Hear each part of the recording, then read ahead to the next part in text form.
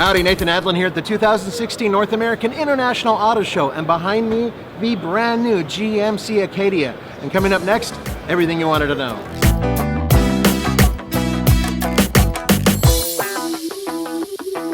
I'm Rick Spina, S-P-I-N-A, Executive Chief Engineer for General Motors crossover vehicles. Okay, what is this? This looks like a completely different GMC Acadia. Yeah, I'm glad you asked, Nathan. This is the all-new, ground-up, kind of shares the lug nuts and nothing else from the old car, almost, Acadia, and we're proud of it. Now, there have been several changes that have taken place with the Acadia, but the main one is the overall dimensions, size, and exterior design. What are the different dimensions? This looks like a smaller vehicle. It is smaller than the Acadia that we've come to know and love. I'll give you the extreme technical details. Please. It's this much shorter, right? Both in wheelbase or primarily in overall length. It's this much narrower, and it's this much shorter in height. Now, is there a difference with the interior space?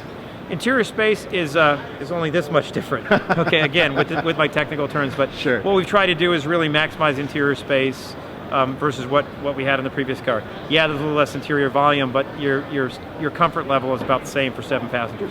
Now, there are new power plants? There are new power plants. We haven't offered a 4-cylinder in an Acadia before. This car starts base with a 2.5-liter naturally aspirated 4-cylinder, direct injection, of course, because that's the way to go. Yeah. And then we've got the new high-feature V6. It's a 3.6-liter. Again, direct injection. Both are start-stop technology, too, to help you for fuel efficiency. The bigger engine is a little more horsepower than the current Acadia, but the car weighs 700 pounds less. That's 15% less. So it's not a tough mathematical equation to tell you that with that big engine, you're going to get a lot more performance than we had on the past model. Available front-wheel drive and all-wheel drive? Absolutely. Front-wheel drive and all-wheel drive.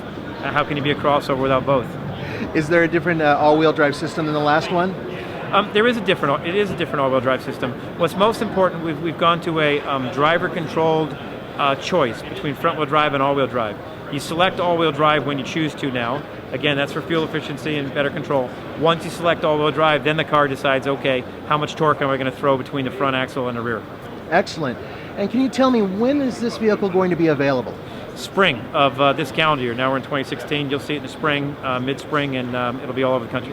And is there any pricing information available yet? Well, I'd have to kill myself if I told you the pricing information, but I'll tell you this, I would not expect it to be more than the current vehicle, the one you've come to know. Trim levels, you've got very straightforward with GMC in the beginning. SLE, SLT, then we move up to an Acadia model, and that we've become used to. We've also got an all-terrain model on this Acadia. That's the first time we've done an all-terrain on the Acadia. The all-terrain features a little different exterior package, a little different interior trim choices, and the all-terrain is a 2-row vehicle.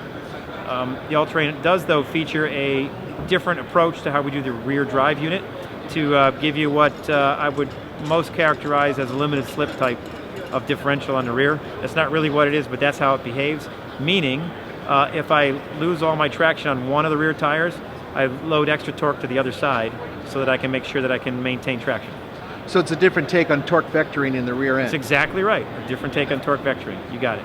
Twin clutch is usually Twin clutch. Called that, right? Excellent. Now, there are several changes with this vehicle, including overall dimensions. But here's the really important part. 700 pounds has been eliminated from this vehicle. Now, when you think about power to weight ratio and fuel economy, those are extremely important. Add to that the fact that this vehicle has an all-new interior that is much more comfort-focused, especially for the third-row passenger. Well, you have a whole new vehicle altogether.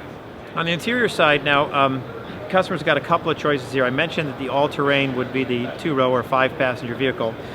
When all the rest of the trim levels are 3 rows of seating, you do have a choice in the second row. You can do a 60-40 with 3 seat belts, or you can do a captain's chairs, if you will, with the 2 seat belts in the second row. That gives you a little more flexibility in seating, which is, again, it's kind of become the norm, largely pioneered by the Acadia, quite frankly.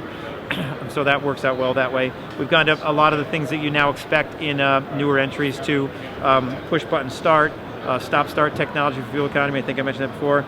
And maybe a half a dozen really neat safety features that customer can select from. On the interior, one of the other things that if somebody in my family was looking to buy one of these cars, I'd really point them towards making sure that they exercise the way that the second row seats work on the passenger side of the vehicle especially. We've gone to extra efforts between the engineering guys and the styling guys to make sure that second row seat slides forward in a unique way to give you as much access as possible to get yourself into that third row. Okay, that's really the point of these cars. The point of these cars is we think families are going to use them. Whether you've got that many kids or your kids have friends, right? That third row needs to be available to them whenever you want it. And you don't, as a driver and the adult, you don't want to have to get in to let the kids in and out on a regular basis. Once the kids are big enough to do that, they should be able to do that without a lot of trouble. That was the approach on this car, and we're pretty proud of the way this thing functions for that kind of use. As a family vehicle, and I know General Motors kind of pioneered the 4G connectivity, Yep. This has it as well, of course. Absolutely, 4G connectivity. I'm really glad you asked, Nathan. 4G connectivity, right out of the blocks, we've got Apple CarPlay or Android Auto. Those systems, basically, if you're not familiar with them, they're really neat because if you can operate your phone, you plug your phone into the car, and now your infotainment connection that you see on the screen of the car looks just like your telephone. It's just like your smartphone for most of the functions that the phone manufacturer decided is reasonable for you to use during vehicle operation. Thank you so much for joining me at the North American International Auto Show for 2016. And don't forget to go to tflcar.com for news, views, and real-world reviews, and just as importantly, wall-to-wall coverage of the NAIAS.